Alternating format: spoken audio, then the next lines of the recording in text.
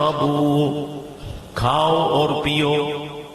بزرگ فرماتے ہیں جب آپ کھاؤ پیو گے تو طاقت آئے گی، اور اس نیت سے کھاؤ کہ میرے رب نے مجھے حکم فرمایا اور میرے نبی کی سنت ہے، تاکہ کھا پی کر بدن میں طاقت آئے، اور جب بدن سلامت رہے گا تو پھر میں اللہ کی عبادت کروں گا. شادی کس لیے کرتے ہیں؟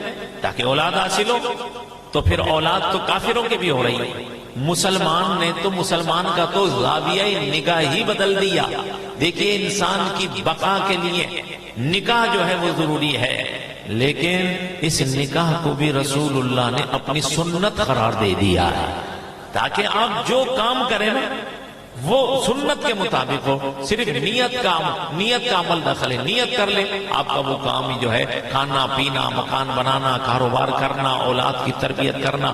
اب ایک اور بات سماعت فرمائیے، یہ جو جانور ہوتے ہیں ان کے ہاں جو بچے پیدا ہوتے ہیں، اب جانور اور انسان کا فرق تو ملاحظہ فرمائیں نا.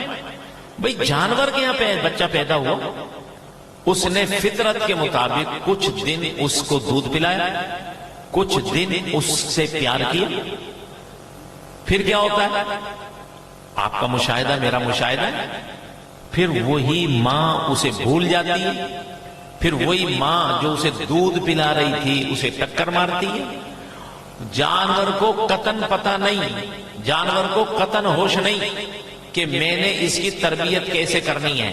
بس جانور کا کام ہے بچے پیدا کرنا، تربیت ان کا کام نہیں ہے.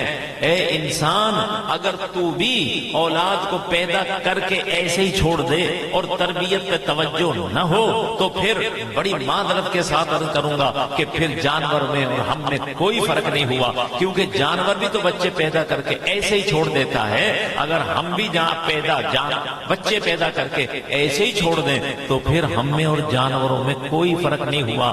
اس لیے انسان پر بڑی بھاری ذمہ داری عائد ہوتی ہے کہ صرف اولاد کا حصول ہی کمال نہیں ہے.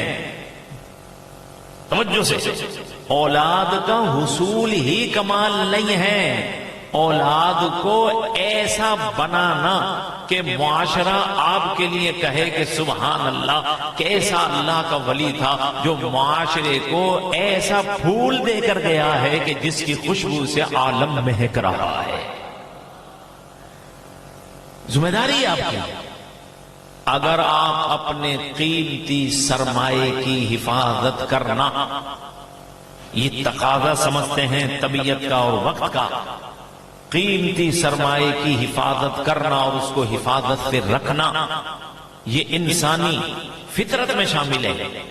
آپ اپنے سرمائے کی حفاظت کرتے ہیں یا نہیں کرتے ہیں؟ تو پھر آپ کی جو اولاد ہے وہ کتنا بڑا سرمایہ ہے. وہ اتنا بڑا سرمایہ ہے کہ اگر وہ نیک ہو گئی تو دنیا میں بھی آپ کی عزت ہے اور آخرت میں بھی آپ کی عزت ہے. کتنی عزت ہے؟ رسول اکرم صلی اللہ علیہ وسلم نے فرمایا، جس نے اپنے بچے کو حافظ قرآن بنا دیا، حافظ قرآن بنا دیا، کل قیامت کے دن، آج جو یہ دین پڑھنے والے قسم پرسی کا شکار ہے اور احساس محرومی کا شکار ہے. ہمارے یہاں بھی بہت سارے لوگ اپنی اولاد کو نیک راہ پر ڈالنے میں ذرا ہچکچاتے ہیں. کیا بنے گا؟ مولوی بن جائے گا، امام بن جائے گا، مؤذنی کرے گا، یا زیادہ سے زیادہ کیا ہوگا؟ مزید ٹیوشنیں پڑھا لے گا، لیکن دنیا تو حاصل نہیں کرے گا. اس کی یہ جو حفظ کی ڈگری اسے مل رہی ہے، اس کو جو قرات کی ڈگری اسے مل رہی ہے، اس کو جو عالم کی ڈگری مل رہی ہے، یہ دنیا میں تو اتنا کام نہیں آتی.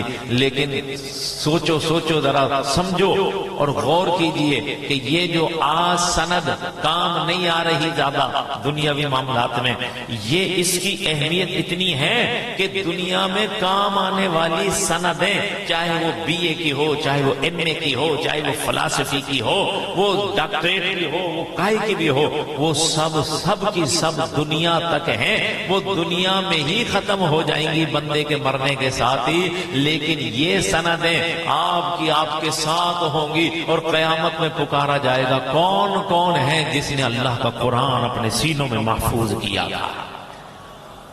کہا جائے گا اپنے گھر کے 10 افراد کو لے کر جن پر جہنم واجب ہو گئی ہے ان کو لے کر جنت میں داخل ہو جا. ایک حافظ اپنے گھر والوں کے 10 افراد کو لے کر جنت میں داخل ہوگا. عزیزان محترم، اور عالم کی شان کیا ہے؟ عالم کو جنت میں داخل ہونے کا حکم دیا جائے گا.